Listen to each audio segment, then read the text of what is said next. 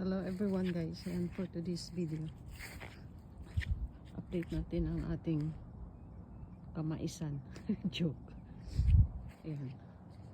For today's video guys, dami nang kumakaway-kaway sa atin na mga puti dito, tuwang-tuwa sa ating mga ginagawa.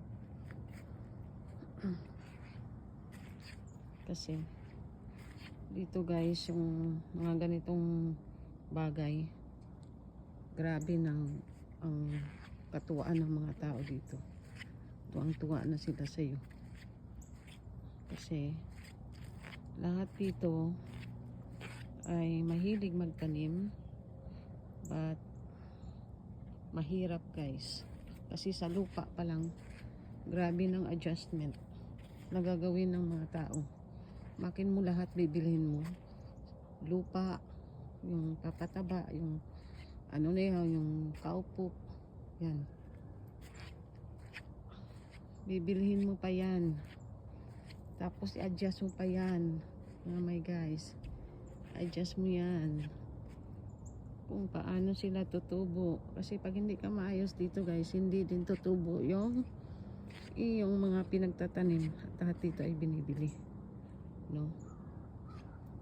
So ako, grabe ng ano ko dito, grabe na guys yung una napagod ko sa ganito lang para lang mabuhay. Kasi pag tamad ka dito, wala, hindi ka rin makapagtanim ng ganito. Kung titingnan mo lang yung